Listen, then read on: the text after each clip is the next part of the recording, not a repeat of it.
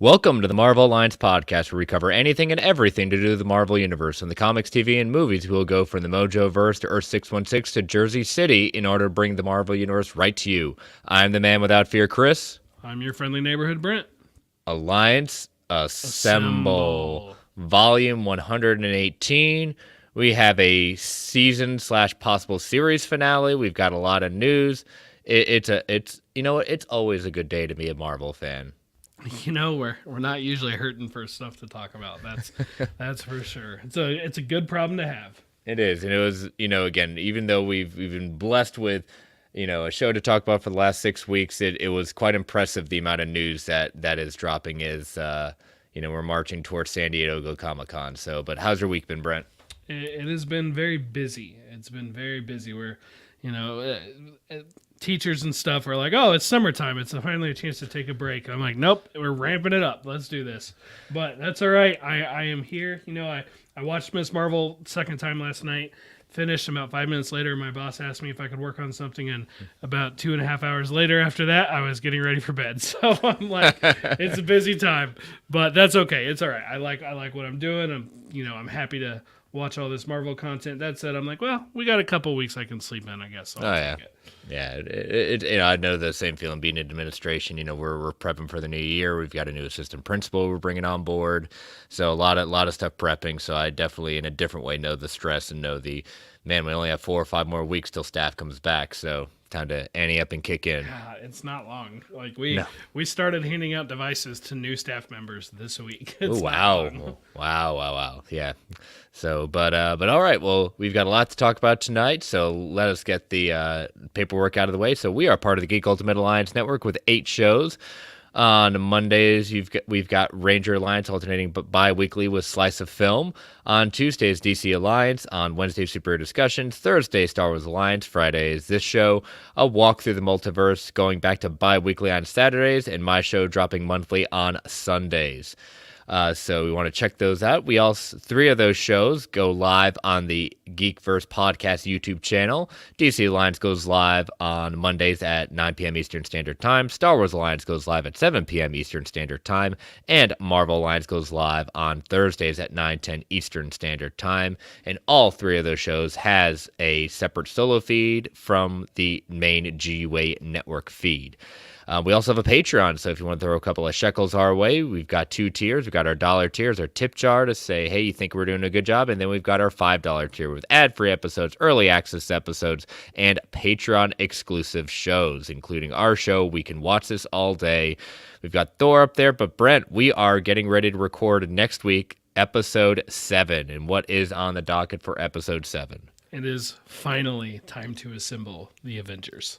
Yes. I said it in the end of the last episode at the end of Thor. I am very excited to get to this. I will be watching it either tomorrow night or Sunday night with Aaron.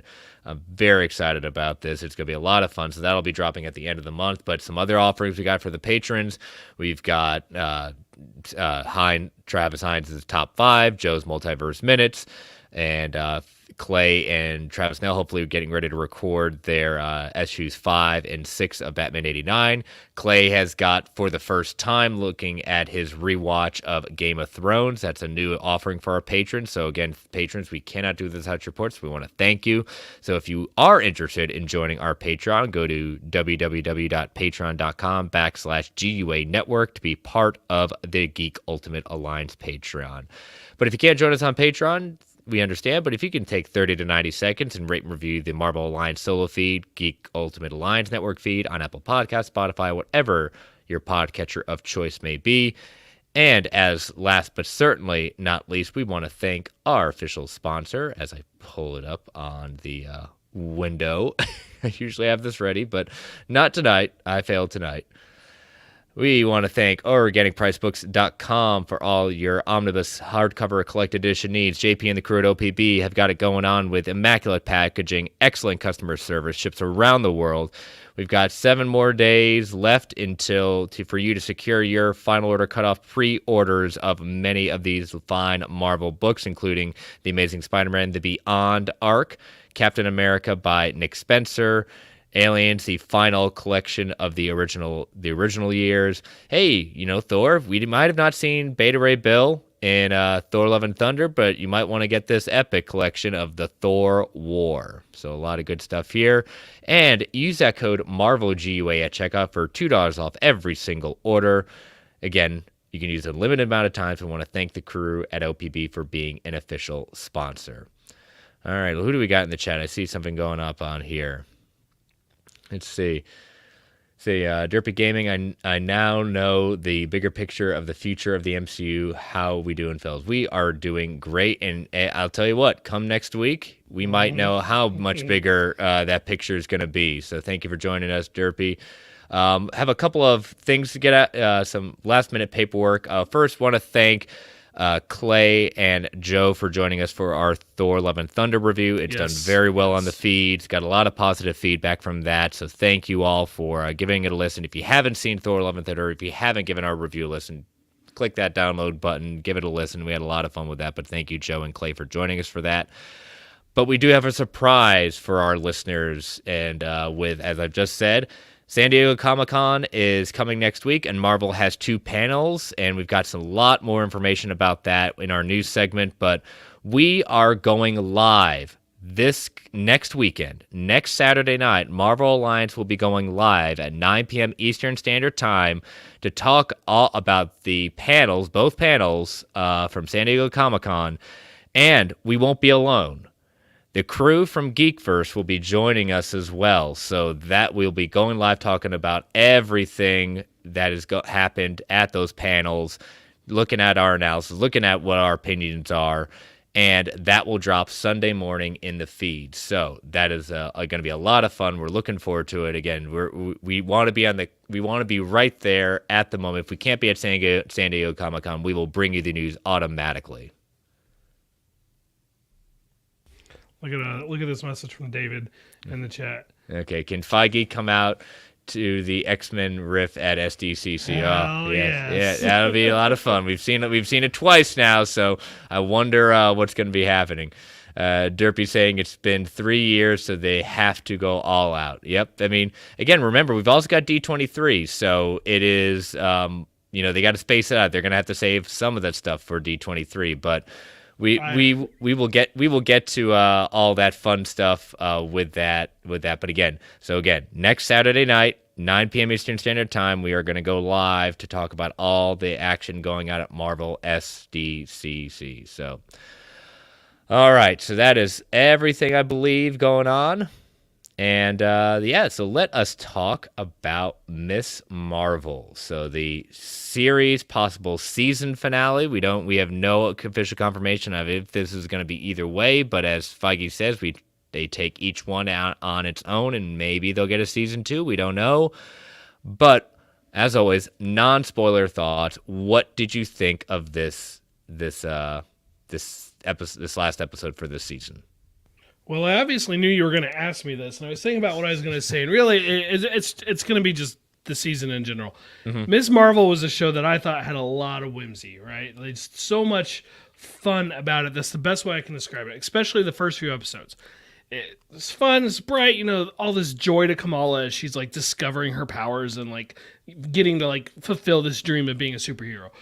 Then, kind of detoured a bit for episodes 4 and 5 as things got a little bit more serious. A lot of the whimsy left, and that was something that, while I really enjoyed those episodes, I kind of felt like was just missing a little bit. But tonally, it made sense. They were quite literally telling the story of the partition, not the time for the whimsy of the first few episodes. Well, with episode 6, we were back to the whimsy. I felt this episode was fun. It was such a fun way to finish.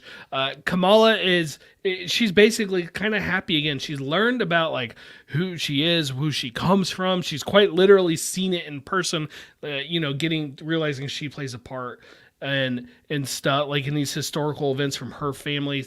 And ultimately, I think they pulled it off. And you know what? We'll obviously get there, but they also managed to get it to put in a big reveal at a time I did not expect it, that, in my opinion, is nothing short of seismic, and I think it is arguably one of the largest reveals in the entire MCU canon. And who would have thought it would have been in the Miss Marvel show? Actually, for the record, I have made that prediction before, but I was never very firm on it. Okay, all right. But for the second MCU show in a row, I was worried they weren't going to have enough time to finish it off. I was worried they needed more time to finish it. And for the second time in a row, I was wrong. They were able to finish it. Do I think they could have been a little bit stronger show still if they'd had maybe even one more episode, or even like 5 or 10 minutes on like the last 3 episodes? Yeah, sure. But in general, I think they pulled it off. Yeah, I would agree with you. I think, again, this has always been the debate. Brock says there was definitely missing some Mephisto action, but, maybe one day. Maybe one day. Brock, you would. I look forward to Brock finding out that his favorite X-Man, Hank McCoy the Beast, will be starring with Wolverine in the X-Men titles. He loves those too. Yeah, but also Cyclops probably is going to end up being wrong, Oh, whoa. There's a line, sir. There is a line. But in all seriousness, with Miss Marvel, I've really enjoyed the, again, we've said it before, this is not a show for everyone, but what this show, Brock says he's done with me. I'm not done with you, Brock. Come on, give it for a hug. I guarantee that was for me, not you. Oh, okay. So, but I've really enjoyed Miss Marvel. This is a show that had a lot for people who said this is a very much young adult show. That's true, but that has missed so much of what this show is represented. We're going to bring a lot about that out. I'm going to focus a lot about that energy of the importance and what they were able to accomplish with this show. Could they have stood for an episode extra here or there? Yes. I wasn't on last week's show. I agree with the idea that probably that episode could have been done earlier. The focus on the partition could have been done in episode 3 or 4 than episode 5. But again, I still enjoy that episode. But what the journey Kamala has been on to go through this and to rise at this moment of it was really cool. As you said, not only that reveal at the end of the episode, but the post credits has a lot going on with it. It has been this show has impressed so many people that, again, it was for what was supposed to be a very younger audience focusing show. Man, they took a big swing. And even if it hasn't jived with everyone, which it wasn't meant to, it impressed a lot of people that did not necessarily give it credit for that point. But again, if you didn't enjoy it as much, it's not your thing. That's okay too. But I think they succeeded in what they needed to do in introducing Kamala Khan and Miss Marvel to the MCU. So welcome to the show. They did, and we should take an ad break before I say what I was going to say. Exactly. So before we get into all the spoilers, we're going to take our first ad break. So listeners, as you know, these ads help keep the lights on at the Geek Ultimate Alliance Network. We don't get to choose what ads come on, and they can be a bit loud. We'll give you that 3 count before they come on. 3, 2, 1. We'll be right back. All right, and we're back. So, do you want to jump in with what you're going to say? Or you want to hold it for later on in the spoiler? No, it's actually quite perfect here. Bruno and Cameron. Mm-hmm. Nobody's surprised that they survived the bombing at the Circle Q, right? Everybody in the world said obviously they survived. If they had had a little more time, they could have showed us how they got out of that. Well, if we look at the trailers they give, a couple of parts of the trailers we've seen of it show, based on where we know certain sequences lie, Cameron survives at least, Cameron survives. Yeah, sure. And I don't watch those trailers. Once the show starts, I don't watch any trailers. No. I'm talking about the release trailers that we got. I'd have to, yes. Yeah. You're right about those. But we know they're going to survive. How? I'm going to assume Cameron used his powers. Maybe instinctively they shielded them both. He certainly had enough power to do it. It doesn't really matter. That's just an example of something I feel like they could have fleshed out just a little bit if they'd had a little bit more time.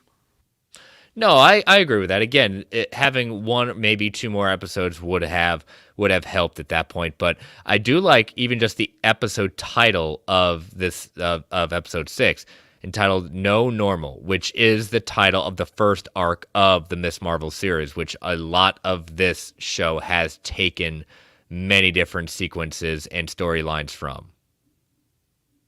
Yeah. In fact, DC Outlawed made a comment about that, which we'll get to here in a bit. But basically, he was saying he thinks Seeing Red was the only one that episode 4 that he couldn't find a reference to. And honestly, I didn't have time to look. I'll be honest. Seeing that was the travel to Karachi. Karachi. No, that is directly in the comics. Is that title the title of a comic series? Specifically for that I can't say. I cannot remember. That's what he meant. He didn't mean the story. Okay. Like every other episode had a Miss Marvel story arc. Gotcha. I'd have to go back, but yeah, okay. I follow you now. But you're right. We open with the Circle Q destroyed, and damage control inspecting it. In the comics, Kamala actually did this when she was trying to save Bruno from getting robbed by his brother at that point. So, again, changing it a little bit up. And lovely Agent Deaver makes a interesting comment by saying this is what happens when the wrong people get powers. And the other agent kind of questions her, and she kind of steps back, so, I mean kids. Sure you did, Jan. Sure you did at that point. She's very ageist. Yeah. I actually thought if they hadn't done Civil War yet, I would have thought that was a line trying to see like the very first seeding of a Civil War. Mm-hmm. Of course, they've already done that one. Yeah. David saying, Bruno, they destroyed my apartment. Cameron, sorry, you can have my car. Boom, it all ties in. I mean, it's all right there. It is, but Agent Deaver later on, she's really, again, they're showing her very, and I'm gonna say it, she's very kind of racist kind of vibes throughout this entire series where she's been in there. And later on, she's really going to show that at that point. She tries to save herself as naming kids, but I'm going to read between the lines on that one. We're not supposed to like Agent Deaver anyway, so that's fine. I'm going to call it the way I see it. Which, to be fair, the actress is great at that kind of role. The law enforcement person who's a bit of a prick, right? Like that's basically what she was for most of her time in Orange Is the New Black. Eventually, she developed past that point. I don't anticipate that happening here because she's just not going to get the screen time. But that actress, forgive me, her name escapes me. She's good at that stuff. Mm-hmm. I enjoyed her in this series. I did not like her character. We weren't supposed to like her character. From the moment she said, like, I don't remember the exact quote, but like, Latin X, isn't that what we're supposed to say now? Yeah. Like, as soon as she said that, it's like, all right, no, this isn't working. Yeah, you're making me feel icky at that point. So, so Kamran's powers start to go out of control as Bruno and him are running away from damage control. And as we get one of these skylines, notice the Statue of Liberty is back to normal and not with a shield. So I saw that. Yeah. So might be thinking this is taking place in the first half of 2024. This is 1 year after Endgame. So while No Way Home is in the fall and winter of 2024, so maybe this is before. /during this take place before /during Far From Home. Yeah, kind of hard to tell. They've left it really ambiguous enough for most of the thing. Obviously not WandaVision, Falcon Winter Soldier, 3 weeks and 6 months respectively post Endgame, but everything else they've kind of left up in the air a bit, and it's fine. It's just all in a generic, sometime later time zone. Yeah. We know when it takes place, at least after Endgame. But so Kamala's decides to tell her family, getting the courage up to tell her that she is Nightlight, even though they end up already knowing because her mom told Abu and her brother overhears it. And because I love it that her dad's like, I love the speakerphone.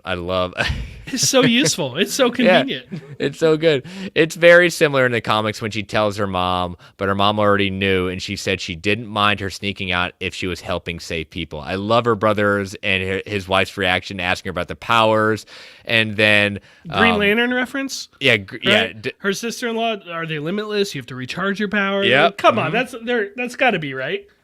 I'm headcaning it as it is anyway. Yeah, exactly. And it's just one of those interesting kind of like it was a cool reaction because some people say, well, that seems kind of a quick switch. But again, it's the family. It's like it shows how much they want to support her and say like, well, you're doing the right thing. You're using it to think at that point, how they're gonna support her and be there for her at that point. I liked it. It was a nice family moment. I love that how it's kind of flipped of episode 1. In episode 1, Kamala's mom is basically like, I don't trust you. Whereas her dad is like, we trust you, right? Like, we trust her. Of course we trust her. And mom, no, we don't trust her. In this one, he he wasn't saying he doesn't trust her, but he has a lot of reservations about what she's doing. And Kamala's mother's just like, we trust her, right? Like, it's totally flipped. But I love the line that Kamala said to her father when it's basically, I don't think you raised me to sit by and do nothing when I can help people, right? With great power, right? Like, that's what it is. And I love that they did that. Fanboy Clay's in chat saying he saw it as a meta moment with a GL dig. Well, it depends. I don't see the dig at all, especially with the delivery. I mean, it's the closest to Green Lantern we're getting on TV. I'll tell you that much. That's true. We're not refusing boxes and throwing rings away. So that's right. No, we don't do that here. Maria Parker Milligan in the chat. Mario Parker Milligan in the chat. I think there's a date on a sign behind one of the people in the TikToks at the end as early 2025 with the basketball team championship banners also confirming 2024 one. Okay, all right. There you go. There we go. So again, it was the Statue of Liberty kind of caught me, but good catch, Mario. I appreciate the assist on that. And again, it's like I said, nice family moment. So Nakia's actually calling her brother's phone, and Kamala picks up and she asks if she's heard from Bruno and lets her know what's happened at the Circle K, that it's been destroyed and they can't find Bruno. So she talks more with Nakia in her room, and her mother comes in, and Kamala thinks that she's going to try to stop her, and instead she gives her a toffee box. The lovely toffee box is in what is inside in the toffee box. It's her costume, right? It's the costume that we have seen on promotional material since before they actually started officially marketing the show. But we had to wait all the way to episode 6 to see it in the show. I'm like, come on, Marvel, just give it to us earlier. Yeah, and I'll tell you what, this is probably one of my favorite costumes from Phase 4. Like, it's it is good. It is good. And the fact that, again, we've seen some of the set leaks from the Marvels that the costume is going to change, but we may get going to the post credits at that point. We'll probably get a little bit more out of this costume, but again, there's already precedent in the show. Her mother did probably make this very quickly, but she's also made the costumes. If we want to go flashback to episode 1 with the Hulk costume and things like that, it was so good. I'm just so happy to see how well they translated that into the show. The costume looks fantastic. And the moment was great. Emotionally, from an emotional perspective, the moment was beautiful. Like the full-on blessing of her mother. Like, here, I have made this for you. It is got quite literally like you're on the symbol, right? Like this isn't the lightning bolt from the comic books that Ms. Marvel Carol Danvers wore. This is for Kamala. But I got to ding them just a little bit because they did the Tobey Maguire super sewing powers where they magic this costume up out of nowhere. There's a part of me that would have literally preferred her to just use her powers to somehow like transmutate her clothes into this final form. And I'd be like, fine, quite literally magic it away. No problem. No, it's not like it's really that big a deal. It's just whenever superhero shows do this, I'm like, come on. I mean, all right, that's fine. Tobey Maguire super sewing. That's fine, I guess. Yeah, it's one of those things like, all right, we're gonna have to move on at that point. So then we cut to her running around the city using her powers. Notice how they're shooting her to not get too janky of the CGI. Yeah, but it kind of made for a fun like perspective, like it did. The eye of the civilians or whatever, like if the whole thing had been that way, I would have cried foul. But just for a quick little blip, I really liked it. And then I mean, frankly, I thought it was hilarious that she stopped at the red light. So. it was. She's a superhero. She'll bend the rules at that point, but she'll follow at that point. It was really just cool, and everyone looking up at that point. She's gaining more and more confidence in herself and what she's doing. So after Kamran accidentally causes the train to derail that he and Bruno were on the run from damage control, they end up at the mosque because they say like it's a sanctuary. They should be protected there. Nakia points out, it's like, you're dumb for coming here because we're in a mosque that we've been under surveillance since after 9/11. Even our garbage men's probably surveilling us. Yes, the Department of Sanitation probably has us. Yes, that was great. But I love the way that the people of the mosque stood up for them. Yep. Right. Just they're all standing there. They all have their IDs out. They describe the person they're looking for, and they're like, "You just described everybody here." So yeah, I love that. Yeah, and they have their IDs out and say, "Well, we've been through this before," but it is. They did not shy away from doing this. Again, yeah, okay, it can make you feel, if you're not experiencing that every day, like there are a number of so many different mosques and so many different people of the Muslim faith have to go through similar situations like this. And I applaud them for at least presenting it instead of trying to hiding away from it. And again, it's just one thing at that point, but hey, they didn't have to do that.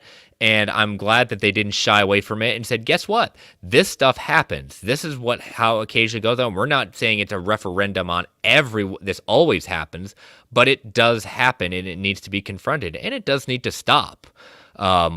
And especially Agent Deaver continues to, in her racist ideology, saying that she doesn't have time to listen to Quranian quotes that Sheikh Abdullah says at that point as well. It's not from the Quran; it's Abraham Lincoln. So check your history. So that was a nice dig and very, very appropriate. I also think that they still did not take off their shoes. No, they didn't. You're right. I didn't think about that, but they did not. They didn't bother. And can we just call out Nakia, and her fake boyfriend?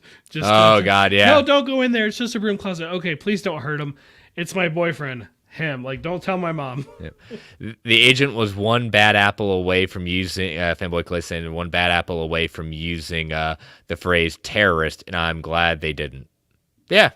I mean, it's fine. We get what's going on. We totally understand what's going on with this. They don't have to use it because, again, we can read between the lines. Very, very well presented. Mm-hmm. So Sheikh Abdullah gives them a disguise with just a hat, and it continues the theme trend in the MCU that all you need to do is wear a hat, and you're in disguise. Nailed it. But I love the look they give Sheikh Abdullah when they're like, I got a disguise, and he puts on a hat, and they're like, that's it? But thankfully, Nakia did have a better idea for them. Go to the school. It's going to be empty on a Saturday. Yeah. So Kamala shows up in the back alley. She arrives. We kind of get the frame from behind with, again, I think it's just a CGI money saving thing. But Kamran's powers go crazy, and they, as you said, they run to the high school. Kamala calls Kareem, and so that he can try to get Kamran out of there, despite Kareem not necessarily being too high up on Kamran. But he does. He says, "Get him to the docks by midnight. I've got a friend that can help him out." But they all meet up there with Nakia. Her brother even shows up, and even Zoe shows up. And no one necessarily says, like, wait a minute, now she knows who Kamala is. But that doesn't even faze Zoe at all. It's like, no, she saved my life. And they talk about it a little bit later. Nakia's like, so you've known this whole time? And what is it Zoe says? Just like, it's her secret to tell? I mean... Yeah. Oh, yeah, especially she's saying, like, she wasn't mad. I was like... That's exactly right. We see that so many times in other things. Like, we've recently seen it in if you haven't caught up in Superman and Lois, I'm not totally ruining something, but one of the characters finds out who Superman is and is very upset about it, and they basically have the same thing. It's not my story to tell. It's their story, and when they decide to tell you that, you may be upset with them, but that's their story to tell. Right. Absolutely. Fanboy Clay saying the inclusion of Zoe wasn't my favorite, but for the whole social media thing, I understand why. Yeah, and they kind of set that up earlier in the show. They talked about Zoe getting all the extra followers after the events in the first episode. They mentioned how she and Kamala used to be friends when they were younger, and they just sort of drifted apart. And okay, there is this weird thing with high school television where television writers are just convinced kids can easily get into a high school at will. They know all the secret ways into their high school, right? And Zoe was in there doing TikToks because the lighting is better. And Amir gets in there because he went to high school there, so he obviously knows the secret ways in as well. But it's a weird trope of how teenagers in high school shows can always get into the school. But regardless... It was fun to have them there. Was it a little bit of an easy way to get them there? Sure, especially Amir, who quite literally appeared out of nowhere. But it was fun to have them included. And so we get Kamala breaking down their plan in the cute kind of stylish way that we've had early on in the season at that point. It is very Home Alone-esque, their plan. Absolutely it is. Which is okay, it is what it is. It's supposed to be the tongue-in-cheek way. Damage Control shows up. Agent Cleary tells Agent Deaver to stand down. before we go that far, Yeah. there's something right before the chalkboard sequence that I feel like is an important moment to bring up. Nakia basically confronts Kamala about the secret, about her having powers. And I've seen some criticisms of like there was no fallout from this, like she didn't even care or whatever. And it seems like everybody's missing this one line that Kamala said to her, which it was kind of quick and it was at the end of the sequence, but Kamala literally says, quote, "I messed up." Lots of times people with mature, long-standing relationships, if they're fighting and somebody owns up to their mistakes, it kind of dissolves the situation. And I wanted to call that out. Not to mention they were, at that point fighting to save Kamran's life. But I think it's important to acknowledge is like the reason that was over so quick is Kamala admitted it was her fault. Yeah, no, that's a very good point to raise at that point because again, like she had that moment in the bathroom with Nakia expressing like, "How are you so confident in yourself? How do you know exactly what you want to do? I'm so jealous of that." And again, she should have trusted her friend at that point. But again, we can understand from her perspective, like she didn't know what was totally going on, didn't understand what was going to happen with her, and she didn't want to hurt her friends because again, the old adage is, you know who I am, they know who my friends are, then they're the ones who are going to get hurt in the long run. So I also have to address something on the chalkboard sequence. Another common complaint I've seen is, why are they taking this much time when damage control is right outside? They've already shown, like, they already had, I don't remember who, but one of the characters looked outside and said, they're here. They're out there right now. To me, this is like the whimsy that I was talking about of the show. Like, this chalkboard sequence is very... It invokes the first couple episodes, especially episode 1 with that plan to get to Avengers Con. To me, that's what it feels like. And like, correct me if I'm wrong, but wasn't the last 2 episodes people kind of complaining that kind of feeling wasn't there? And I'm like, it's here, it's heightened. Yes, do we need to suspend a little bit of belief in our superhero shows that the damage control took a little bit of extra time before coming in? Sure.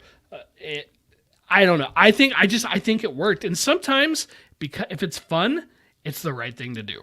Well, again, I will use one of my favorite gifs from the movie Chasing Amy with Ben Affleck. Remember, we're talking about fictional characters. We're talking about a superhero show. Let's not necessarily go crazy. Well, it doesn't seem realistic. I don't know which part seemed more realistic about the show at that point than what you're talking about. So let's pump the brakes a little bit before we start saying, "Oh, they has to be Oscar worthy." Everything. No, it doesn't. It really doesn't. But yeah, like I said, good points to bring up. Agent Cleary telling Deaver to stand down, and big surprise, she doesn't. Didn't even hesitate, really. She's just like, all right, let me wait long enough to make sure the phone disconnected. Okay, go. Yeah, call in reinforcements. And Zoe uses her TikTok followers to get the word out of what damage control is doing and pleads with her followers to get over to the high school. As Kamala and Kamran are hiding, they're holding hands, their powers are showing.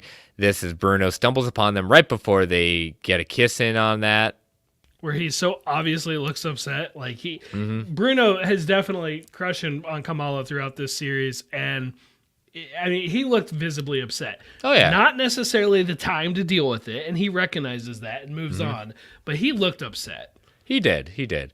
So even though Bruno tells her to wait to tell Kamran about what happened to his mom, she doesn't, and he does not handle it well, as Bruno expected, and he goes crazy with his powers. They start to fight, and he tries to kill members of damage control, and it's one of these things that I've seen some comments about. It's not been many, but even Ryan Airy over at Screen Crush pointed it out, saying that, I get what they were trying to do with having kind of this sequence happen at a high school, but with what's going on in the world, and I know when this show was filmed before the horrid events that had recently occurred at the schools in Uvalde, I think we need to pump the brakes on having any kind of showdowns going on, especially of this manner at schools. They definitely could have picked a different location. But again, it was they'd filmed it before the event had happened. Right. So I'm not trying to say, well, hindsight's 2020. I'm sure they might have had a thing. It wasn't. They didn't do anything wrong. It's just saying, it might be time to try to go somewhere else to do a showdown in this nature. I would agree. That said, the only other real location they had would have been the mosque, and I don't think that would have been appropriate either. But Yes, and they had that message, that warning, like before the show started, of like some events in this fictional series, might upset people, and I get that. So when Kamala tells Cameron about her mom, or about his mom, excuse me, he gets really mad, but like he's not really mad at Kamala, and I applaud them for this. Like, he's mad at the situation. He's mad at damage control. He likely sees damage control as a big part of why he was not with them. I mean, entirely why he was not with them when they went over to Pakistan and stuff, because damage control separated them. But I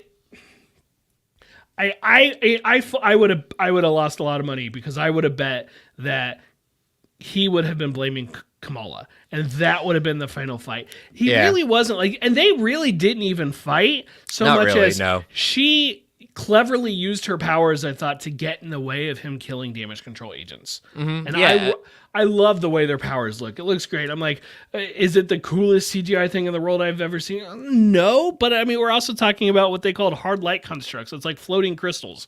What do you expect it to look like? Yeah, and damage control opens fire using the sonic cannons from Incredible Hulk, and as they're closing in on Kamala, she has her hero moment and realization, and gets that confidence we've been waiting on, and says what we were waiting on all this time in Biggin. And we see her get bigger with her powers, and at that point, I'm sorry, we got the moment. It wasn't what we were in the sense of having the power set, but gosh darn it, thank you for having us get this moment. It was a great moment. I will say this, like, she looked like she was a few feet taller. Yes. It did look a little wonky to me. Mm-hmm. It did. It wasn't the greatest. I'm actually, like, it made me glad that they did the power switch, because if just like having that look for the whole time, I think would not have been as visually interesting as what we ended up getting. But again, one could say, okay, again, yes, the CG wasn't great in it, but it got the moment across for us fans who have wanted to. Some of us were saying, oh, great, they're changing the power set. Are we going to see this? We're going to do this. The fact that she said what she said before in the comics and got a little bit tall, a little bit bigger at that point, I'm going to take it at this point. It's the small victory, the small little moment we had. I'm going to take it. I'm not going to complain about it. I was trying to describe like the meaning of that to my wife, who hasn't read the comics with Ms. Marvel in it, and I'm like, embiggen is like, it's like her catchphrase, right? It's like, it's clobbering time, or you flame on, it's like, that's what it is for her. Mm-hmm. Yeah, my daughter loves Ms. Marvel from Spider-Man and Amazing Race. She even knows embiggen, so, and she's only 5, and that's what it is. Like, she would recognize it. Yep. So as Cameron's powers are going nuts, she goes in and tries to reason with him. And, Cameron's saying, Kamala's saying like his mom gave her life for him, and he's saying, well, I can never be normal now. How are they going to ever treat us normal? And she literally says, there is no normal. We have to find a new type of normal for how we're going to exist, but there is no normal anymore. Yeah, and such a great moment for her as she's able to talk him down, basically. And right before that, he had basically chucked a car at Deaver, but it went way past her and almost hit the crowd. Did you catch the look on her parents' face when she caught the car?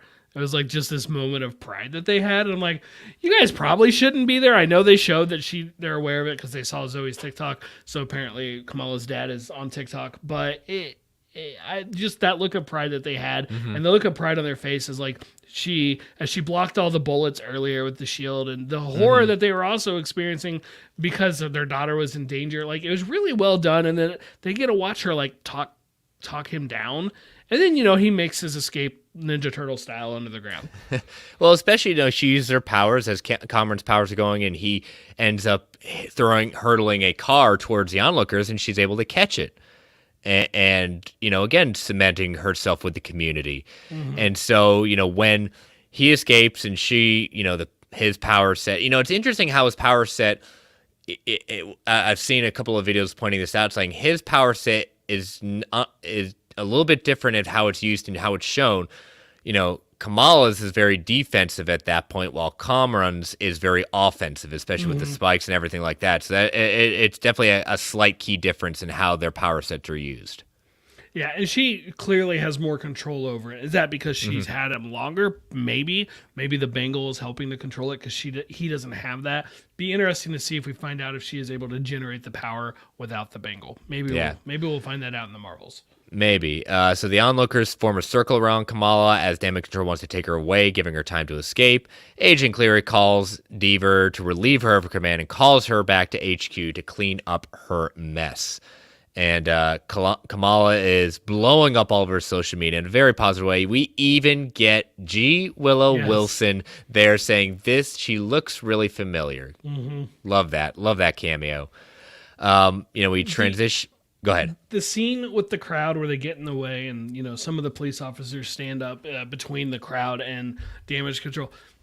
Cheesy as all get out. It's so cliched at that point. And I fall for it every time. Every time, I liked it in Spider-Man, in Tobey Maguire's Spider-Man 1. I liked it in The Amazing Spider-Man with the cranes. You mess with Spider-Man, you mess with New York, man. You mess with one of us, you mess with all of us. I love those scenes. They are cheesy, but every time I'm like, that's awesome. It works. Again, it's a New York thing, Yeah. Well, they're in Jersey, but close enough, I guess. That's true. New York, New Jersey. There we go. Well, I'm sorry. I don't want to offend people from New Jersey. I know they're totally different states. My apologies. So, but still, same idea going on. We transition to her being in her room, looking in the mirror, and I put this as her GIF, and I'm so glad the GIF wasn't. The GIF was actually out there for our live episode. Her looking at herself in the mirror with the costume, with her new costume, juxtaposition that with episode 1 with wearing her cosplay and being slightly embarrassed, trying to not show, show below the waist, things like that. The confidence she is exuding in this moment, looking at it, she's no longer embarrassed. She looks confident. She's even giving a little smirk in there. She is so happy. She knows who she is now. As Brenda and I have gone over and over with this show. This show is so much about identity. Where does my place fit in the world? What am I going to do? Who am I really going to represent? I've got my home life. I've got my religion. I've got my friends. Like, I've got these powers now. How do I find a way to navigate this? What am I going to do? And my goodness, she has come full circle in this moment. Yeah, a beautiful moment, and it's nice to see, basically the juxtaposition with episode 1, like you were talking about. Mm-hmm. It was just a cool moment. That's why I was so glad to have that as our GIF for the opening. But man, ooh. So that gave me a nice little chill. Got a little emotional kind of seeing that at that point. But as we said before, like this, seeing that confidence in her at that point. But, she goes out on the roof and she tells, she goes out on the roof and her father tells her that if she saves one life, she saved the entire world. Yep. This is a line from the Quran at that point, which, such a great line to do, but it also, not the first time we've seen this. We've seen it on Aunt May's graves. When you help someone, you help everyone. Thank you. Because I knew there was somewhere else we had seen that. Mm-hmm. I could not figure out what it was. But again, just using it and just saying, like him saying it from the Quran at that point, such a celebration and not shying away from the culture of what represents the Muslim faith. Mm-hmm. Yeah, absolutely. He tells her about why he named her Kamala, why he named her, and that it meant, means perfect, but in other interpretations it means Marvel, and that she is in many ways a Miss Marvel. And you know what? Yes, cheesy, cliche, fine. Guess what? It works for the show. Apparently it's true. Like, Kamala really does mean that. So it's like, okay, it works for me. She shares the same name as Carol frickin' Danvers, as she said. I think that's awesome. And I loved her reaction to that. And especially her father's like, who? Yeah, who's that? Do you not see my room? Do you not look at everything in there? So we cut to her with the infamous scene that we've seen in the trailer, we've used before, of her sitting on the lamppost, homaging to the cover of Miss Marvel #5. So it's been cool seeing it actually in live action, seeing it right there. Such a cool way. And then we transition to 1 week later, and Bruno's driving Cameron's car that he says he left to him, and he really didn't. So random. But he says he's on his way to Caltech, and he tells Kamala this is the big moment that he has scanned her genetic code further, and it's showing something different in her genes, like a mutation. And then at that moment, we get these musical sting from X-Men 97. Oh my gosh. I heard it, and I didn't believe I heard it. I had to quickly go back 10 seconds and listen and said, okay, you know what? We heard it when Professor Xavier shows up in Multiverse of Madness. We are hearing it here. I'm sorry. This is not coincidence. Kamala Khan is our first official mainline canon MCU introduction to the mutants being in here and saying it's a mutation. My goodness. We all were Leo DiCaprio from Once Upon a Time at Apollo on screen, and I was like, oh my gosh, they did something that I didn't think that they would do, and of course in Miss Marvel show, but you know what? I'm here for it. I love it. Brent, what were you thinking in that moment? Absolutely love that we're hearing the song. Like, we hear the song in Doctor Strange, and it's like, okay, well, they're kind of doing a variant of that Professor X, right? With that particular model, the wheelchair and stuff. For them to include it here, it's like absolutely beautiful. I loved it. And I do want it on the record. I don't remember where, but I have brought up the possibility before of, because of their likely aversion to Inhumans in general, I know they use them in Strange also, I could easily see them making Kamala a mutant. Like, I've talked about that before. I don't know if it was here or on Fans, but I know I've talked about it before. It's one of those things like, yeah, you're probably right. You've mentioned in passing, may not been an official fact or fiction or anything like that, but no, it wasn't in fact or fiction. I double checked, and it was never something that I was super firm on. Like I was convinced we were going to hear the word mutant in Eternals. I wasn't convinced definitively that Kamala was going to be a mutant, but it's the type of change I could see them making. And you know what? She got promoted. I'm sorry to the 3 or 4 of you diehard Inhumans fans, but stop trying to make fetch happen. It's like the Inhumans are not, they just didn't ever work. They're just discount mutants. That's what they are. And there's no getting around it. That doesn't mean there's no cool characters from the Inhumans. There obviously are. But in general, it's not that big a deal, at least to me, because what makes Kamala isn't that label. As she says, it's just another label. Like, that's not the important part. But that is getting a promotion because the mutants are a big freaking deal, and that they're able to finally include them in the Marvel Cinematic Universe. And they gave that honor, that honor to Kamala. Yeah, sure, we can retcon it and say, well, technically Wanda and Quicksilver were first. Yeah, they haven't been called mutants yet. They just referenced her as having mutation. Yes. And it's worth noting, they wanted her to be a mutant when they created the character. Yeah. And again, they had said many times, like, okay, we've changed the power set. We know we've changed the power set, but there is going to be a reason for it. And it's also now come out, I can't remember if from Amon herself or from some of the showrunners on it, that they modeled her power set off of the X-Men character armor. Which I think is awesome because I have always liked that character's powers. She's not this big offensive thing. She's shields up, right? Like, that's what it is. I just always liked that character. I thought it was just a fun power for them to mess with.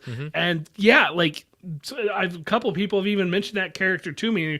And first of all, I'm like, well, credit to you for even knowing who that character is, because she never really broke out. And second, yeah, you're right. Like, it is very reminiscent of it, especially when, like, in that chase scene in episode 4 where she's like being hit from behind, but the powers pop up and block things for her. Awesome. I'm glad that they did that. Yeah.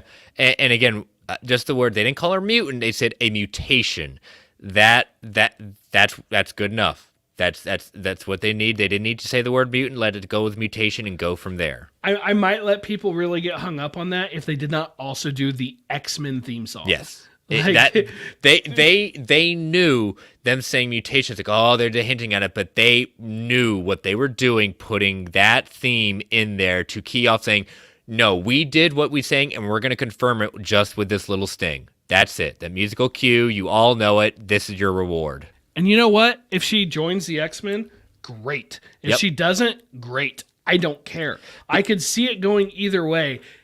she's a mutant. She's tied to the next big group of characters that we know are coming, and I mean big group of characters, like a bunch of them. Like we're going to be getting the X-Men. Huge, cannot wait. And Brent, I'm going to ask you to use this when you create something for your TikTok for promoting this show. This part right here, because I think it's important. To Brent's point, for those of you like the Inhumans and think it's a travesty like that, okay, I get it. What makes Kamala Khan, Miss Marvel, has nothing to do with her being a mutant or an Inhuman. We've said it since the beginning of this show. It is who she is as a person, who she represents, the culture she represents, and the character she exudes. It's not about her power set. It is who she is. And as she said, even in the show, a brown girl from Jersey City being a superhero.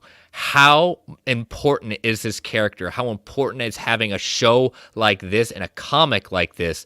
That is who Kamala Khan represents. That is what is important and why the show matters to so many people. So many little girls, so many people who look like Kamala have a moment to say, like, I have someone that looks like me that is rose to the ranks of being a superhero. Absolutely. Could not say it better myself. Completely co-sign that. So, Fanboy Clay in the chat saying, Armor has always been an on and off team member of the New Mutants. It would be appropriate because Kamala is, in fact, a New Mutant. I mean, he's not wrong. Yeah. He's not wrong. Can I just say, on a lighter note, I love that they went for shawarma after that. Yes, I'm like, yeah, yes, I mean, it's yep. And it's like, yeah, okay, I know, like shawarma doesn't have to mean just the Avengers, but in a Marvel project, yes, it does. Yes, it does. Yeah, but now let's talk about, even though that was a big moment, we got another big moment. We were thinking it was going to happen. I don't think it was a surprise, but how it was going to happen, I think, was we were wondering. So in the post-credit scene, we get Kamala in her room, lying down in costume, tired, and then her band starts acting up, making a sound, glowing. She stands up and then just disappears. Something crashes right into her closet and reappears is a very confused Carol Danvers. At first, I've seen a lot of people saying, "Oh my God, she shapeshifted into her," but no, here, right? That was me. Here. Brent texted me, and I said, "No, you gotta look at how she reacts. She is looking at a picture of herself, shocked. She looks around the room. She's like, "Oh my God, where am I?"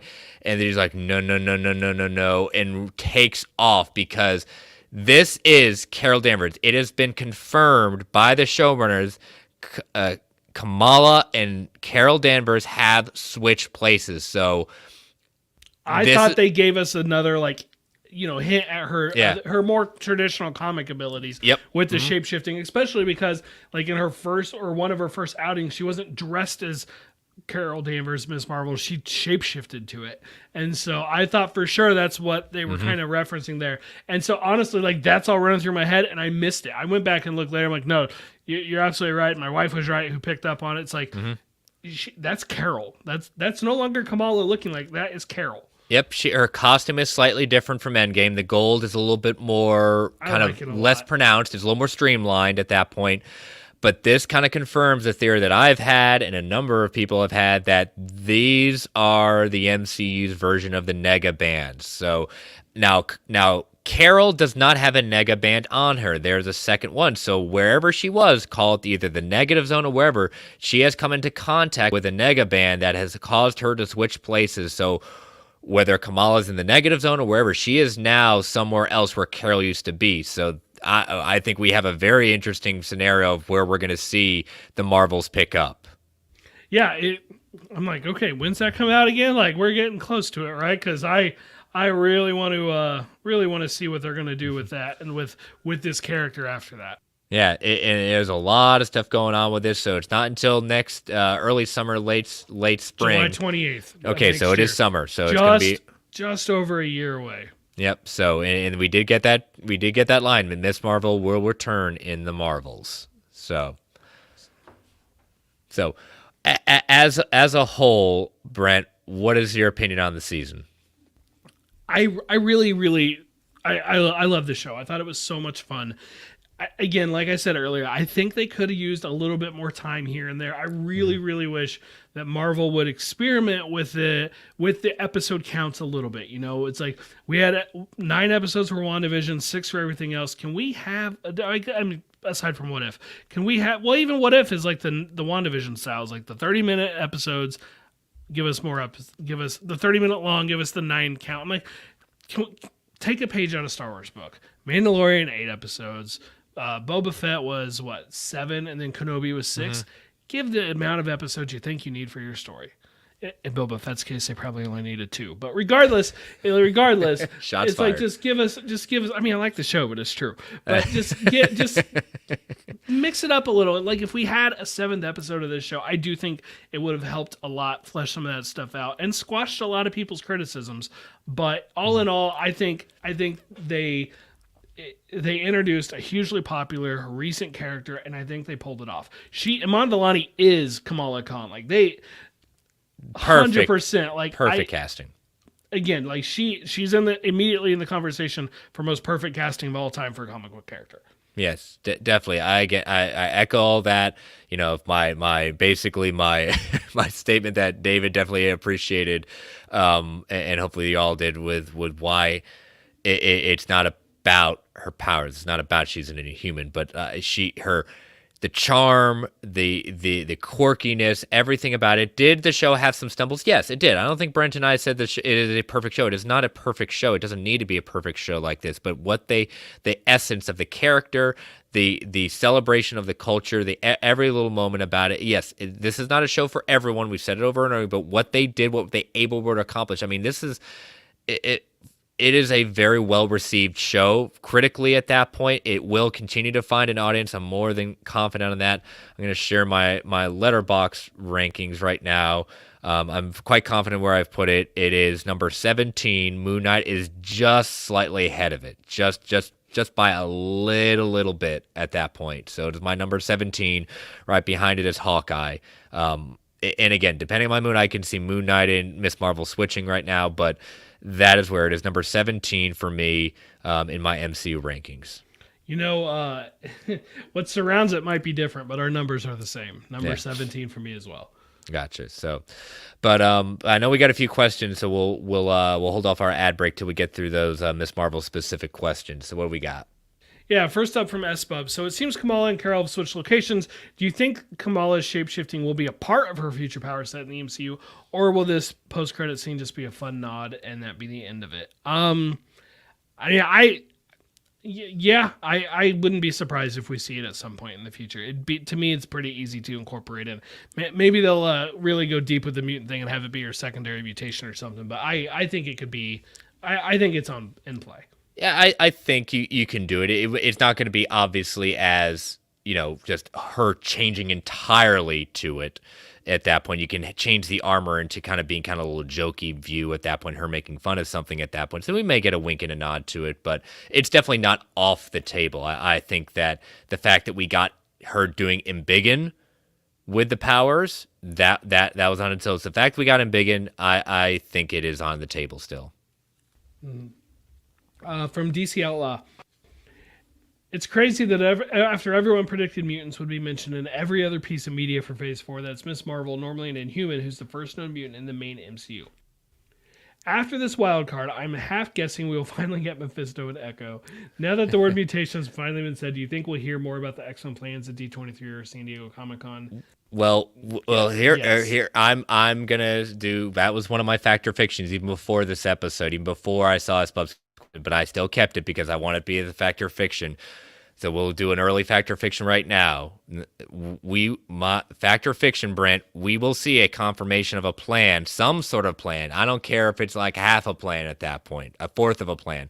We will see some sort of discussion about finally Kevin Feige can talk about X-Men at SDCC. Fact. Mm-hmm. I'd feel slightly stronger if you had said by the end of D23. But I do think San Diego is more likely to be the time. I did have that opportunity to take that. I'm not going to take that crutch this time. I'm going to be firm on it. I'm a fact as well. Even if it doesn't happen there and it happens D23, fine. Okay, got this fact or fiction wrong, but I'm going to be fact on this one. This was done for a reason. They're doing it purposefully. You know, Fanboy Glaze says fact because he mentioned X-Men in 2019. Oh yeah, as he's walking off stage. He mentioned mutants, but yes. Yep. And then from Jim Scroggs, does Hayward and Devers help create the Sentinel Project in the MCU? Just to remind people, Hayward is the guy from WandaVision, the agent of S.W.O.R.D. from WandaVision. I laughed really strongly when you showed me that question. It was just like, you know what? I don't like Devers. I don't like Haywood. So yeah, let's they're our new Bolivia Trask. I wouldn't rule it out because I don't think we've necessarily seen the last of either of them. I mean, Damage Control especially. The fact that we just got it in two different projects relatively close to each other, they're not going anywhere. So, no. Yeah, you know, let's go for it. Let's say it. They're gonna be They're gonna be behind the Sentinels. Yeah, I'll take it. It doesn't need to be Bolivia Trash. We just know we're getting Sentinels one day. So, any more questions? Or are we good? Yeah, we're good for now. We got a few non-Ms. Marvel ones. Gotcha. We'll hit later. Okay, cool. All right. Well, again, great season. We've got about when does She-Hulk in August go? Oh, let me pull it up real quick. She-Hulk is August 17th. It's only 34 days away. But the week before that is I Am Groot. All right, so we got a little bit of a week with some without some quote unquote standard Marvel content, but not too long of a wait at that point. I would love to hear it. It's not necessarily the X-Men, the movie being called The Uncanny X-Men. Yes. I want that. Yes. I've heard our buddy Ray say it. I've heard other people say it. I'm on board with that. Please call it The Uncanny X-Men. I won't be upset with just the X-Men, adjectiveless X-Men, but Uncanny X-Men has some very special meaning and very special history. Have thought that for a long time. Yes. Mm-hmm. So, all right, let us take our first ad break before we get into our new segment of the show. So, as you know, listeners, these ads help keep the lights on the Geek Ultimate Alliance Network. We don't get to choose what ads come on, and we can be a bit loud, or they can be a bit loud. Give you that 3 count to turn that volume down. 3, 2, 1. We'll be right back.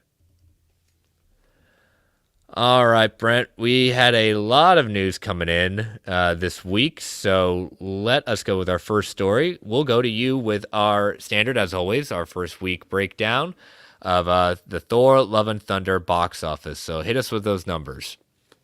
Yeah, so Thor Love and Thunder had a really strong opening, $143 million domestically, $302 worldwide. It's worth noting that Ragnarok domestically opened at $122, so it's 21, and change $1 million more. That's a heck of a start.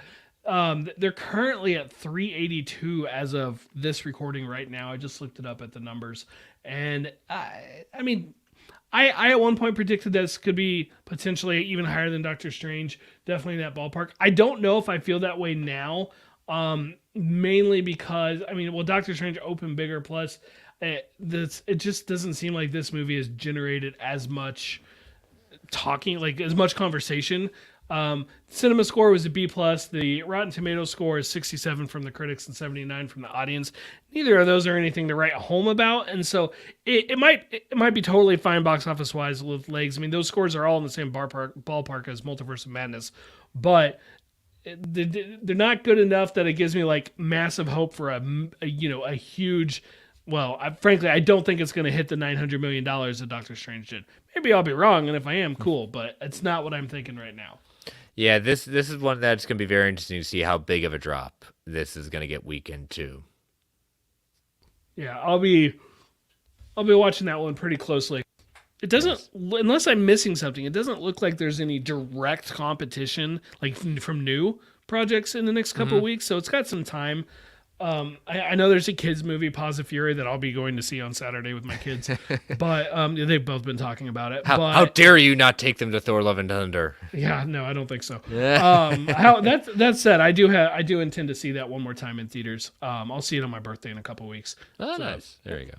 I go see a Marvel movie pretty much. I've gone and seen a Marvel movie every year on my birthday since Homecoming came out, and so just whatever the theater, obviously not 2020, but when there was one, I went and did it. Forgiven. So regardless, I'll see it at least one more time theatrically, and I mean by that time, I'm assuming they're going to go 45 days just like Multiverse did before this is on Disney Plus, and I guarantee I'll be rewatching it there. So. Oh yeah.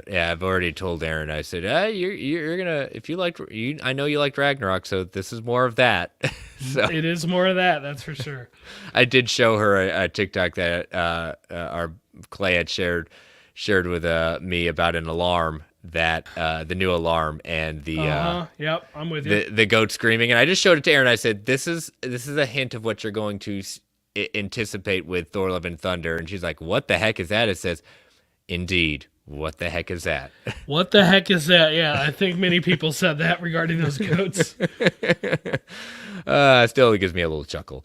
But all right, well, if you have seen what I'm wearing right now, I try to theme my wardrobe as best I can sometimes for these shows, and it was just a perfect time for me to break this out. My Sam Wilson Captain America shirt at that point, all his glory, because we've got some Captain America 4 news that they have found their director. This is coming exclusive from The Hollywood Reporter. Nigerian-American filmmaker Julius Onah, perhaps best known for helming the 2018 thriller The Cloverfield Paradox, will direct the 4th installment of Captain America franchise from Marvel Studios. It's not known the path the character will take next, but the penning the script is Dalen Mason, who was the staff writer for. He was the creator and head writer for Falcon and Winter Soldier. So we've known about that. I think we knew that the day after, the day of the season finale. Close, but small correction. Malcolm Spellman was the head writer. But Dalen Molson was a staff writer on the show. That's what I meant. Gotcha. And both of them are working on the script for this.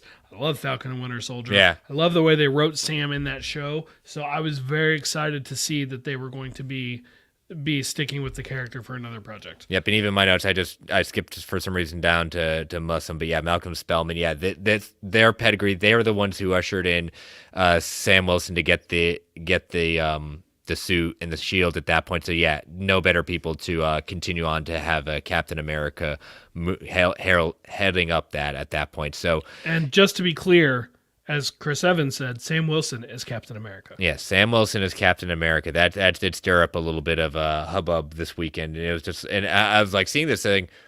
Was there any doubt? Well, only because THR put out the story and they bent over backwards trying to like phrase it all in a way to just say Sam Wilson is Captain America.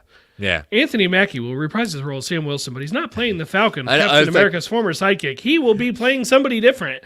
Like, Sam Wilson is Captain America. Yeah, I was about to say, when I read that, I was like, that's a very oddly worded phrase to do this. Is this just for those people who didn't watch Falcon and the Winter Soldier? I was like, okay, but that's still very oddly worded. So. No, that's not why.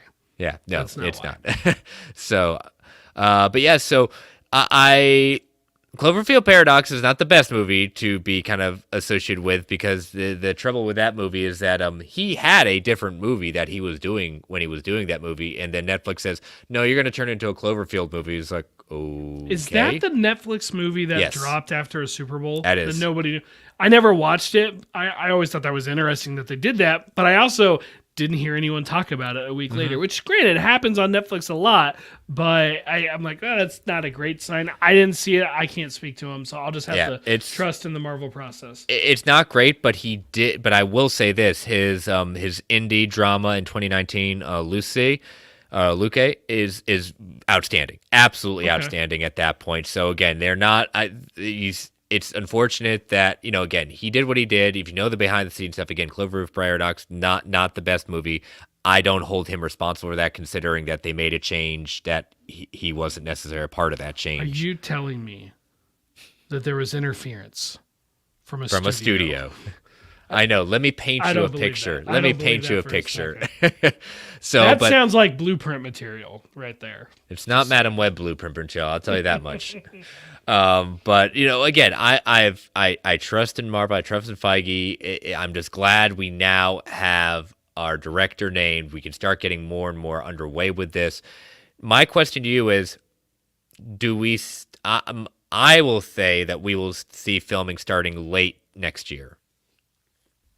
Yeah, that's probably about right. I mean, it's definitely going into production next year. Yeah, So I'd say mid to late. Yeah, yeah, I'm with you there. Yeah, mid to late. So, all right. So we got some exciting with that, and now we can talk about a little bit more with San Diego Comic-Con. With in me not switching the banners at that point, I try to do this.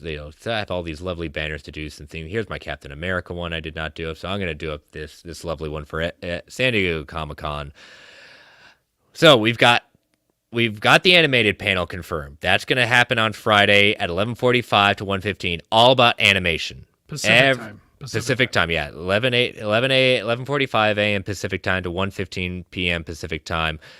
All about Marvel animation. It's a 90-minute panel looking at, going to dive into X-Men 97, Marvel Zombies, What If Season 2, and more, they said.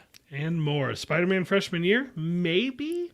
I mean, I'm trying to think if have they announced any other animated projects other than I Am Groot, which will be out by it won't be out, but it'll be coming. It'll be coming. You got Spider-Man freshman year. Mm-hmm. So that's still hanging out there at that point. That's the only other one besides Marvel Zombies, What If Season 2. And honestly, like all of that for me would be enough. Like just show me a little bit of footage. I say we get this is where we get our Season 2 trailer. I want a little bit of footage of X-Men 97. Oh yes, that's definitely in the can. New material with that group of characters and actors and actresses. Yes, please. Oh, give us the voices again. We know we're all waiting to hear all the voice actors return for those parts. It's gonna be fabulous. Absolutely fabulous. Just want to hear Wolverine call somebody bub. That's all I want. It's just like that and say Cyclops is wrong. No, you're cut off. Yep, exactly. But also, Marvel Studios will once again, and we've known this already, but now we've got an actual time, take over Hall H Saturday, July 23rd, 5 p.m. Pacific Standard Time, is described as a mega panel outlet. And in the report from the MCU's, they're going to be Black Panther, Wakanda Forever, She-Hulk are both going to be mentioned as part of the presentation. Kevin Feige and special guests will provide an inside look at the ever-expanding Marvel Cinematic Universe. The event will run for an hour, which is 30 minutes less than the time Marvel Studios took the stage in 2019. Special guest named Charlie Cox? Just saying. Just putting it out into the universe. Putting it out into the universe. So, yeah, it is an hour. So, again, once the panel's over, we will go live at that point. So, if things might take a little longer. So, we say 9 o'clock next week. It's probably going to be a little later if they are a little long-winded, which is okay. I'm okay with them being a little long-winded. Good problem to have. So, there's a lot going to be going over. It's going to be a fun one, as we said earlier. But yeah, this excites me seeing Marvel return to Comic-Con.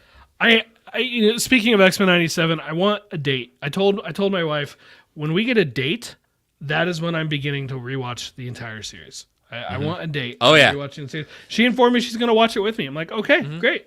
You're certainly welcome to. I have been definitely also doing the same thing. I have been tempted many times as I get some downtime here and there saying, oh, X-Men the Animated Series is calling my name. Do I want to do the rewatch now? Oh, here. And we get a super chat. I think this is the first for this show. I think so. Yeah, look at that. Lewis Berry, too. Thank you very much, Lewis.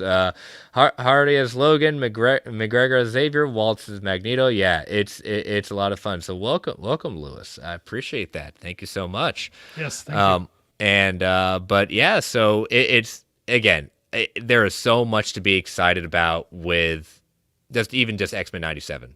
Just that alone is just music to my ears and Mr. Hines' ears as well, because we know he's our resident animation for the network. He is, but just to be clear, we'll talk about it on this show. Yes, but we have given a open invitation for him to come on every single episode as much as he wants. At that more point. Than welcome. Yes, more than welcome. So, but he might be doing a rewatch for Super Discussions. I will not put it past him for that. I'll give him that one. I will. I may want some appearances on that because there are some fun episodes with there. But all right, so then we've got some castings. We've got a few castings at that point. As the background changes, Ironheart has cast Alden Ehrenreich is the latest to join the Marvel series. It's an exclusive coming from Deadline. So the solo star is set for a key role in Ironheart series for the Disney Plus that will be starring Dominic Thorne in the title character of Riri Williams. Shanaka Hodge was recently tapped as the head writer for the series. First announced as being in development during Disney Investor Day in December 2020. It is unknown what he's going to be playing, but there has been a lot of rumors about a couple of people who are the villains of this. We have heard there's been this constant thing of tech bros, these kind of tech bros. There's been the rumor of Obadiah Stane's son, Ezekiel Stane, as being cast, and even the Hood. So, those are all three very, very good fits for him. Yeah, Zeke Stane's the one I've seen the most people reference. Sure. I mean, we'll find out. I don't have a problem with any of them, and I only know him from Solo. Great. I'm happy to welcome him to the MCU. Mm-hmm. Like I like Solo well enough. It's probably my least favorite Star Wars movie, but that doesn't mean I didn't like it. So yes, yeah. even worse than whatever one you're thinking, which is probably Episode 1. I probably liked more than Solo. And he has actually recently wrapped in his part of the production of Christopher Nolan's Oppenheimer, opposite basically everyone in Hollywood is in this movie. Robert Downey Jr., Cillian Murphy, Emily Blunt, Matt Damon, and many, many others. I even joke from time to time when we get a new casting for Oppenheimer. I said, you know what? I'm actually in Oppenheimer. I have not yet filmed my part. That's going to be coming in reshoots later on. Mm-hmm.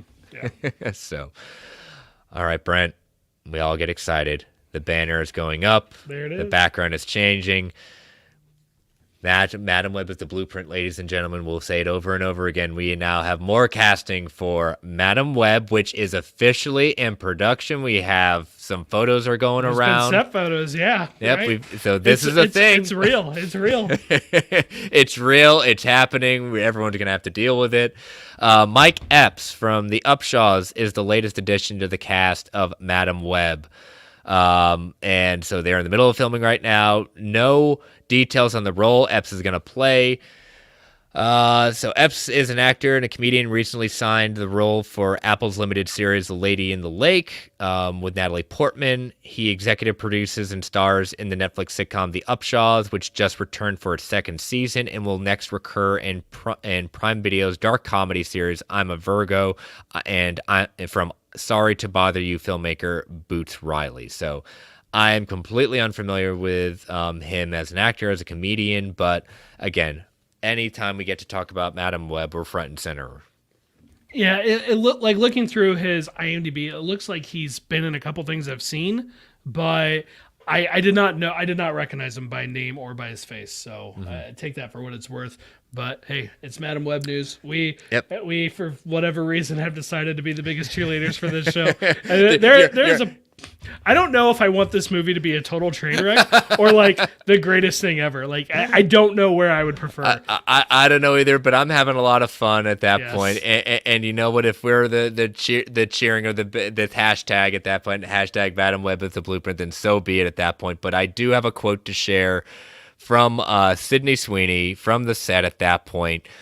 She's saying that currently and this was from when she was on the going from talking about White Lotus getting the nominations and things like that. She said to the interviewer, saying, currently I'm filming Madam Web and I can't really say anything about my character, but I'm very excited. My first Marvel movie, so it's been a lot of fun, a lot of training, and a lot of prep work into it. Because, oh my goodness, I grew up watching Marvel movies and superheroes are just the coolest thing ever, so I just dreamt of being able to be a part of something bigger than life itself, and that's what I feel like I'm getting to be a part of with Madam Web. So, you know what? I'm sorry. I'm glad she's excited. You know what? It may be Sony, but you know what? Her character in I just finally finished season 2 of Euphoria, and my goodness, I said it before, that is a heavy show. I have not gotten a chance to start White Lotus, but Sydney Sweeney's having one. I'm glad she's excited. Call it what you want about being in a Sony movie. She's excited. Let her have her moment with it. It's morbid time. It might be Madam. It's Madam. It's Madam time. It's Madam Web time. Yeah. It's Web time, baby. Ridiculous. ridiculous. Oh, I love every moment of it. So, all right. Well, that is all the news. So we're going to take our final ad break for the evening before we get into listener feedback and Fact or Fiction and the beginning of a new comic book club. So, listeners, as you know, these are the ads. We don't control what comes on. We don't control how often they repeat. We don't even control the volume. So, on that count, here comes their 3 count to turn that volume down before they come on. 3, 2, 1. We'll be right back. All right, Brent. We had some extra non-Miss Marvel questions, so hit us with those now.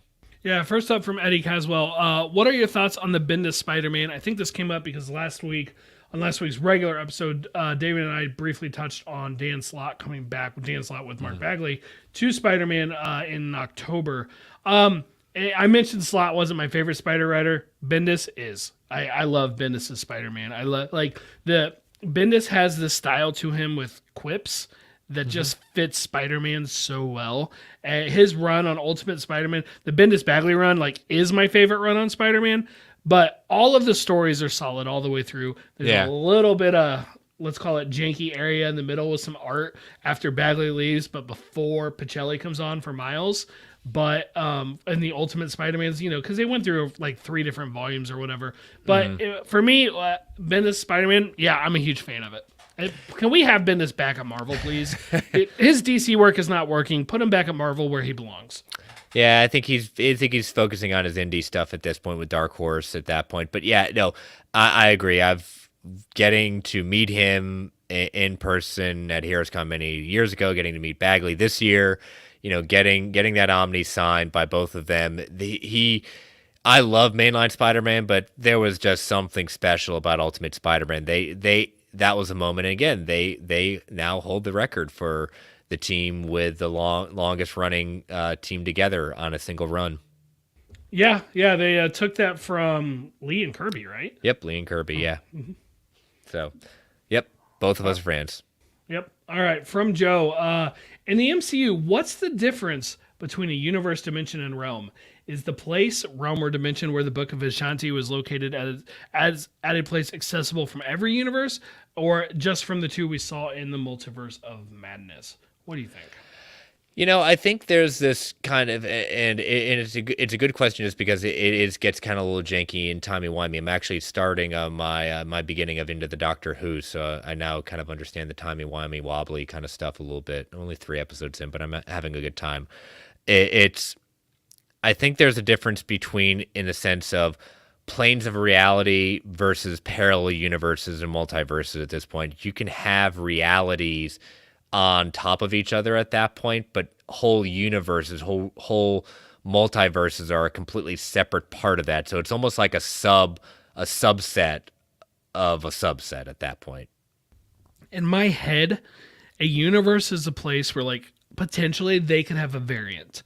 So there was the 616 universe and the 1602. Is that what whatever Ultimate Universe was? It's not 1602, but whatever the Ultimate Universe one was, you have variants in those. You had Iron Man in both. You had Nick Fury in both. To me, that's a universe. Whereas dimensions and realms, they could be tied to a single universe, or they could be tied to the negative zone that's tied to the 616 universe. I don't think was necessarily accessible from the Ultimate line, but potentially it could be. So maybe where the Book of Ashanti was, maybe it could have been. But in all seriousness, I think they get used interchangeably, and I don't think there's a hard and fast rule. No, but I think you and I kind of established that there is technically a difference. So. I think there is technically, yes. Yeah. But we're probably going to see it kind of get a little muddled in that way. And you know what? Guess what? As we said, Miss Marvel, we're going to have to accept that. All right. This next one from Ronan is really more feedback versus a question. But okay. I loved it. So they sent this to me and says, I just listened to the Thor review. Great podcast as always. However, I believe the reason Jane was able to go to Valhalla was because she was constantly battling cancer. Therefore, she did technically die in battle. I think the second post-credit scene was just meant to be a tribute to all the people affected by cancer around the world. I don't know that I completely agree with this, but I love the sentiment behind it, so I still wanted to include it. No, I think that's a great... It's definitely a good way, kind of headcanon it and things like that. I didn't question necessarily her the dying at that point, like some people have at that point. But I do like that kind of idea, Ronan. So yeah, thank you for sending that in. That is a good perspective kind of look at that. Nick's from Unfiltered. I should have put this with Miss Marvel's question. Scale of 1 to 10, how would you rate the first season? Yeah, we did. I gave an overall, like, I don't know where in the MCU, but I know I didn't give like an overall rating. So where do you stand, Brent? I struggle with this question every time we do a movie. I struggle with this question. I don't like what did I give Thor: Love and Thunder? Because I'll give it the same score because I have them next to each other in my rankings. So how about this? I give it a 17 out of 35 because that's where it's ranked. And way to find a way to cop yourself out of that one. That's right. 7.5. I'll go. I guess. Well, that's why I said he gave us a scale, so you can't really do that. I do what I want. 7.5 I'll go with the caveat of I genuinely don't remember what I said for Love and Thunder. Yeah, I'm going to go a little bit higher. I'm going to go an 8.5 just because the show has generally surprised me, and I've been very impressed with what they did. Again, as we said earlier, it's not perfect, but what they did do very well. And again, I think the season/series finale of it, whatever we're calling it, it definitely stuck the landing much better than I would have expected. All right, final question, which came in pretty late in the night, Jim. I felt like I needed more time on this from Jim Scruggs. What songs or scores from the MCU would you use for your pitching entrance or walk-up music in baseball? All right, Brent, since you got the question at that point, I'm going to toss it to you first. Okay, so it was not my first thought, but the one I have settled on is from Spider-Man Homecoming, the opening theme that Michael Giacchino did with the, where he mixed in the original Spider-Man theme song over the Marvel fanfare. I'm going with that. I gotta include Spider-Man. All right, I have a toss-up at that point. I'm gonna choose one of two since he gave us kind of like which scores at that point. So my one would have to be it has to be at the moment from Portals where we start getting the Avengers theme. At that point, just the bombastic, yep. That's just like and then right after he says Avengers theme, that whole little part. Yes, I know it's technically the Avengers theme, but it was just that moment. But not to be too on the nose with that, I wanted to choose something else that's not necessarily that because that seems like everyone will choose that. My non-Avengers choice is Lemurian Star. The intro track from Winter Soldier. It is my number one MCU movie of all time. Lemurian Star. I just loved kind of and I was listening to it because when you sent me that, I said, I think I know what it is. And that's the one I really went to first, Lemurian Star from Winter Soldier, just because I love kind of the beats. I love the fast pace of it. It screams what that movie's all about. My first thought was actually also by Michael Giacchino, first seen in the first Doctor Strange movie, but is the Marvel Studios fanfare music, the one that has been a part of more. Mm-hmm. Because honestly, it's like instant serotonin boost. Like there's no song that makes me happier than that one. And so that was my first thought, but I thought, no, we're going to mix it up a little bit. And you and I were talking before we started the show at that point, talking about how, and I see David saying Agatha all along. Well, that's some that's some intro music to come out to. Great choice. Yeah. Great choice. But that the music they were using for the Marvel Welcome Back to the Movies, just as they start heading into the movies, that I don't know what about it. It just gives me chills. I don't know why. That Welcome Back sizzle reel, just unexpected. Yes. And I very vividly remember watching that on my phone and then going and watching it with David and another coworker. We put it up on TV and we watched it there too. And you know what? I'll admit it. And you know what? I'm proud to admit it that. You know what I'm going to do after this? I'm going to watch that sizzle reel. You know why? Because it makes me feel good. I mean, I watched it earlier tonight, but I was watching it directly related to the conversation we were having in the GUA chat regarding predictions for San Diego. Gotcha. So it was homework. I needed to fact check something. You don't have to justify it. You could just want to watch it. That's what I'm basically going to do. So. Well, fair enough. Yep. All right. Well, thank you for all those questions. That was a lot of fun this week. So yeah, Fact or Fictions. I've already done the one, but for those of you that don't remember, again, I put the Fact or Fiction out there based on the question in the Miss Marvel from S Bubs. My first one was, we will see a confirmation of the plan or some sort of plan for X-Men at SDCC. We both are fact on that one. All right. My second one. we will see Thor return in a crossover before we see him return in Thor 5. Fact. No doubt, fact. But it will not be Guardians 3. Yes, it will not be Guardians 3, and I want to be corrected at this point because Mr. Gunn has corrected another podcast or another video saying that's something that I had said on there because it wasn't necessarily from an untrusted source at that point. I'd heard it from, trusted people within the news, trusted bloggers at that point, trusted film people in the biz had said this over and over again that Thor was supposed to be in Guardians Volume 3, but because of the firing, the pushing down Volume 3, that did not happen. James Gunn corrected, and definitely politely corrected, and the back and forth between them was actually very polite. They did get gunned, but James Gunn said at no point was Thor going to be in Volume 3. Mm-hmm. Yeah. So, and his original plan for it. So, there we are. I stand corrected. I'm glad the man himself put that out there, but it would be interesting, but hey, it didn't happen. So, but yeah, I'm a fact on this one. Crossover before Thor 5 as well. All right, so as we're heading towards our next Marvel movie, we still got months away, but I'm going to put it out there in the ether. Either the mid-credit or end-credit stinger for Black Panther Wakanda Forever will be our cameo appearance of Doctor Doom. Oh. Wow. Now Travis and I don't know if you and I have talked about this, but Travis and I, when we got a lot of the scoopers putting out there, I think definitely from Fandom Wire putting out there about some of the Wakanda Forever, he and I had gone back and forth that possibly had talked. I know we talked about that Doom would be possibly the man behind the curtain orchestrating this Atlantean Wakandan fight that's going to be taking place in this movie.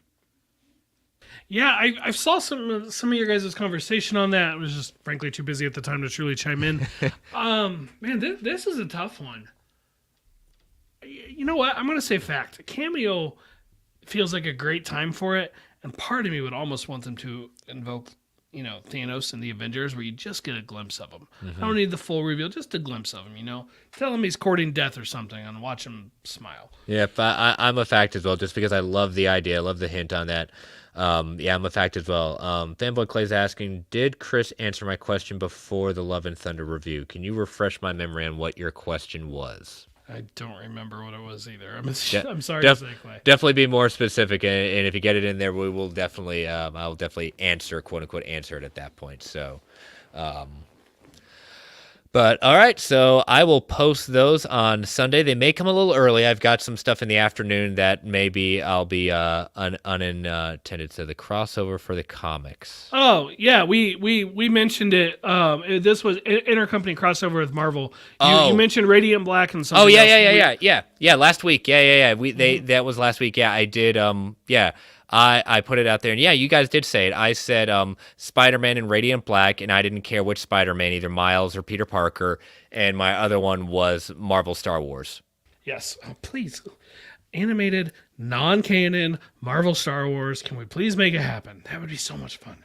Yeah, made for Disney Plus movie. My son and I would have a blast watching that. Oh yeah, I was reviewing the show notes on vacation in Hilton Head at that point. When I saw that question in there, I said, "Oh no, I'm totally chiming in on this." I saw you added it. We definitely mentioned it. Yep. So, and David's saying, "Can the Stinger be the Doctor Doom in the airport panel from the comics?" Do you mean going through the metal detectors, David? Oh no! It's got to be serious. And again, you don't even have to say, like, it doesn't even though, yeah, you would love to say, oh yeah, we've cast Doctor Doom already at that point. That's fine. You don't have to say, he's in costume. That's fine. Just the man behind the curtain. I love the idea of it. So, yeah, so those Factor Frictions may be coming a little bit earlier, probably Sunday morning, because I will not be in a location where I can be posting those at noon like I usually do. But yeah, be on the lookout for those. Let us know what you think. Brent, we've taken a little break, and it's finally here. We've got our new comic book club to go into, Secret Wars by Jonathan Hickman and Asad Ribic. Issue number 1. It has been a while since I've reread this, and this issue, like, Stanley's adage when it came to Marvel Comics is that everyone's issue, whatever issue you're doing, assume it's their first issue at this point. And there has been a lot going on at this point in the Hickman Avengers saga at that point with his Avengers proper and New Avengers leading towards this idea of incursions. It has come down to this moment where it is now basically only 2 Earths remain after all the rest of them have been destroyed. The Ultimate Universe versus the Earth 616. Yeah, I really enjoy this story. I was trying to remember when the last time I read it was, and I honestly think I've only read it once since it came out. So I read it as it was coming out. I was buying it as it came out, and I think I've only read it one time since then. The artwork in like this entire book is just awesome. I love the artwork. It's really just fantastic to look at. This is one of those books that takes a little longer to read because you're just staring at the artwork for a while. Yeah. And not everything takes that kind of time, but they definitely do. There's basically like one panel that I kind of get mixed up on, and I remember thinking this in the past of, is that Ultimate Iron Man, or is that supposed to be 616 Iron Man, but they put the wrong Iron Man armor on him, where he's about to interact and fight Carol. Later, it seems okay. No, it is the Ultimate Iron Man. But that one, other than that one panel, like that's the only one I'm like, I love the artwork in this. Yeah, and it just established it. Like, this is the final battle. Like, you get started off with Nick Fury of the Ultimate Universe talking with Reed Richards, now known as the Maker. Now villain in the Ultimate Universe, and like any kind of villain, he's tricking Fury to kind of distract at that point, and everything you've got at Earth 616 as a distraction, so he can do what he needs to do. And then we're seeing basically our Reed try to basically save who he can to restart life, because he's not thinking this Earth is going to make it out. Mm-hmm. Yeah. The Maker, Ultimate Fantastic Four Ultimate FF wasn't a very good book, right? Like, I thought the origin they told was fine, but it just like it just loses it. And, outside of Marvel Zombies, yeah, forgettable. But yeah, the Marvel Zombie stuff was cool. The Maker, though, I like him. And he's been around recently. He was in the Donny Cates Venom run. Yes, he was. Heavily. And so I do like that character. And you're saying, if you're reading this, what do you mean he's in the Donny Cates run? He's on Earth 616. Well, this is why you read a series like this, ladies and gentlemen. Things happen, Yeah. Things happen. Things happen.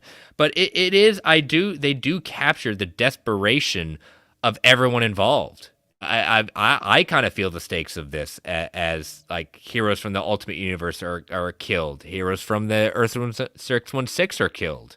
They don't pull any punches with this. Yeah. Help me out before we go further into this. Continuity wise, timeline wise. Yeah. Because I genuinely don't remember. This takes place after Peter and Miles first met, right? I believe so. I'm gonna have to look up the dates on that now, because I'm trying to remember. They don't interact in this issue, but I was trying to remember if they have met yet or not. I think so, but yeah, you're gonna have to check that one. Or someone's in the chat that knows it. Feel free to correct one of us. But yeah, I thought one of the cool moments, and kind of scary moments, you see Sentinels come in, and they're like, Sentinels are coming in. Should we be worried? No, it's just Cyclops and his Sentinels. But we might want to be worried about Cyclops. We don't know what he's doing. Cyclops is a little sketchy at this time in the Marvel Universe. He was right. For the record, Secret Wars was 2015, right? Mm-hmm. Spider-Man was 2012. So they have met, because I mean, just relevant to this story that those two characters have met before. Spider-Man 2, the sequel to it, which frankly I really liked, but not as good as Spider-Man 1. Mm-hmm. That came out after this story. Okay, makes sense. What did you feel? I thought a cool panel was Doc Green, the Hulk, Colossus, She-Hulk, everyone taking down the Triskelion. I mean, the absolute best part of that is the fastball special.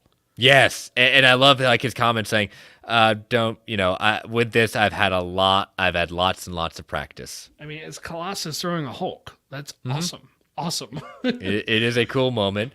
The Maker makes his moves. They start taking down a lot of the lifeboats at that point. What did you think about the Kingpin organizing the villains to watch everyone go down swinging?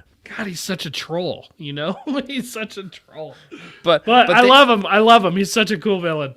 But then they get an uninvited guest, and the Punisher saying, he says, gentlemen, they say when you die, you can't take it with you, which begs the question, what exactly am I going to do with all these bullets? Love it. He's going to definitely go down swinging. Oh, yeah, definitely. But yeah, definitely the heartbreaking moment at that point is what happens with Reed and his family as they're trying to escape. Yeah, they're on the escape craft, the lifeboat, and they get separated. And they lose. Reed loses his family to the void, for lack of a better phrase. Really, really heartbreaking moment. And the faith that Reed had in her right up till the end, though. You gotta you love to see it. It does, especially like he says, okay, we're going to shut down the shields for this. I can do this. And especially when T'Challa questions it, can you? He's like, yes, I will save them. Like, I'll even believe Reed Richards can do it at that moment. But just seeing the sudden, like, she can't hold it together. Again, she's one of the most powerful superheroes in it, but even she can't hold the part of the ship that broke about the family, and it just breaks apart, and all you see is what's left of their ship hurtling out there. Both Earths get destroyed. You just see dooms massing. I believed in tomorrow. I hid the belief in my heart, a stronghold against a world that devours hope. But now the walls have fallen. I have been overrun, and I believe in nothing. And I love how it ends. The Marvel Universe, 1961 to 2015. The Ultimate Universe, 2000 to 2015. And that is how issue 1 ends. It's good stuff. Good stuff. This is going to be a fun read. It is definitely. So we got 9 issues. We got 8 left at that point. So we will continue on with issue number 2 next week. So yeah, definitely an action-packed episode with this at that point, and hope you all enjoyed it. And but yeah, so let us kind of close it out. Again, as always, we want to thank our official sponsor, organicpricebooks.com. Again, use that code MarvelGUA at checkout for $2 off every single order. Use it a limited amount of times. Let them know that you're shopping with there. Brent, tell people how they can follow you. Yeah, BrentTech Prime on Twitter and TikTok. So that's pretty much where I'm at all the time. Usually TikTok. Usually at that point. You're sending me some fun stuff these days. So you can follow me on Twitter at Chris Balga. You can follow this show on Twitter, Marvel A Podcast. You can follow my other show, World's Finest True Believers, on Twitter at Finest Believers. You can email the show at marvelalliancepodcast@gmail.com. You can follow the Geek Ultimate Alliance Network at GWA Pod Network. Feel free to email, tweet at us, provide fact or fictions, DM us, anything you want. You have some discussion pieces at that point. Continue to rate and review the Marvel Alliance and Marvel Alliance solo feed, GWA feed on Apple Podcasts, Spotify, whatever platform of choice may be. Thank y'all for listening. Thank y'all for joining live in the chat. And thank you. I want to make sure to give one extra thanks for our very first our super chat at that point, Louis Bear. I appreciate that. Thank you. I hope you enjoyed. First time in a while I've seen you in the chat, but I appreciate that. And thank you all again for listening. Stay safe out there, everyone. And as Stan the Man would say, Excelsior, true believers. All right, Brent. Post credits, not necessarily it's not a positive topic, but it's one that we've been wondering for a while. And I think it was this weekend that it started coming out that some former VFX artists that have worked with Marvel are pretty unhappy with what's been going on. And they kind of started with former VFX artist Dhruv Govil. He posted his experience on Twitter saying that working for #Marvel shows is what pushed him to leave the industry. They're a horrible client. I've seen way too many colleagues break down after being overworked while Marvel tightens the purse strings.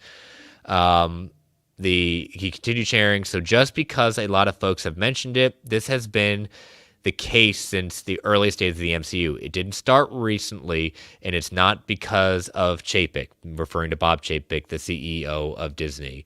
The issue is Marvel is too big, and they demand whatever they want. It's a toxic relationship, and they got a few others saying that. A Reddit user had posted saying Marvel has probably the worst methodology of production and VFX management out there. They can never fix the the look for a show before more than half the allocated time is over. The others working on the Marvel shows are definitely not paid equivalent to the amount of work that they're due. The charm of working of a Marvel movie is way overrated now, and I would rather be happy working on a TV series after decades of this. And then one other one I want to put out there that this another former VFX artist saying, I request not to work on Marvel movies and TV shows. Unfortunately, they're becoming our biggest client. They expect so much, and we get paid very little. So that's a lot to take in. Yeah. So right out of the gate, they're probably underpaid. Right? Yes. Like, I don't know how much money they make, and even if you told me, I don't know enough about the process of how, like, literally the work and the skill and experience it takes to do that stuff to know if they were fairly paid. But my guess is they're underpaid. It is worth noting that while all these stories are probably true, that the disgruntled person is going to be louder than the people who are happy to be there. True. But I believe them. I do believe. Yes. I pretty much believe every one of these stories that was their experience. Mm-hmm. And you know what? It sucks that was their experience, especially those who not as much, I just want to work in VFX, but like I want to work for Marvel. Like for the person who just dreamed of working for Marvel and then had a bad experience, that really sucks. It does, and it reminds me, following the game industry news at this point, this is called crunch in the game industry, where, and very famously, the game Cyberpunk, the Cyberpunk game that came out a couple of years ago was released, and to a lot of bugs, sometimes basically breakable bugs, so much so that the PlayStation Store removed it from its platform because it was so buggy at that point. Was that the Keanu Reeves movie? Yes. Or not movie, game? Okay. Yep, the game that he was in at that point. And it was later revealed and came out like they were overworked, underpaid, basically driven to task and trying to get this game done on time. They'd already had a year delay. They'd already had another delay.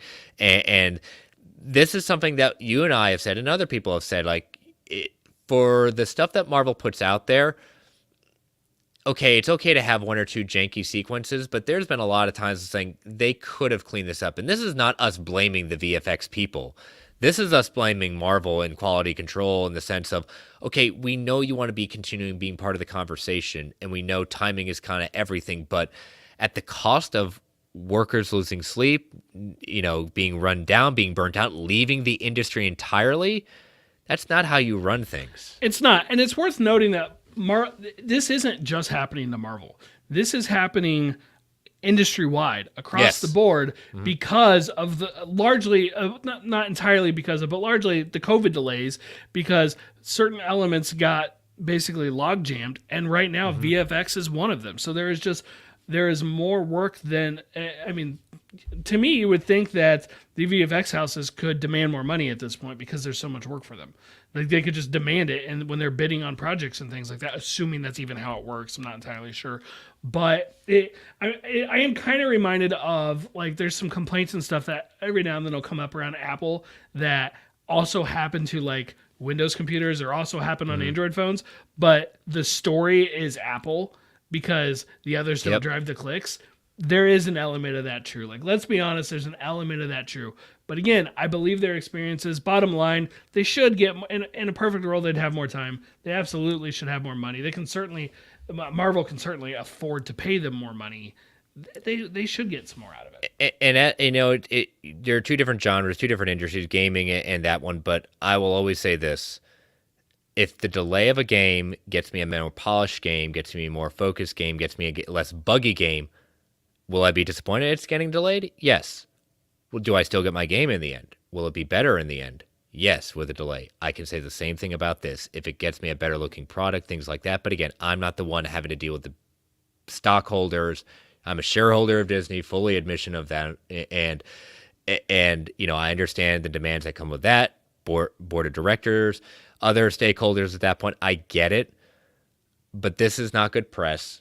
I don't know how far it's going to go. But you get to bring up a great point, Brent. This is not just Marvel. This is every studio out there. It's kind of funny. To some extent. People are like, oh, look at everything's getting delayed. And that's this big flaw with the way Marvel does things, where if you knock down one domino, you have to push everything out back. Well, if you actually look at how Phase 4 has gone so far, for the most part, there hasn't been like direct correlation. Like, okay, sure, Shang-Chi probably should have come before She-Hulk because of the Abomination, right?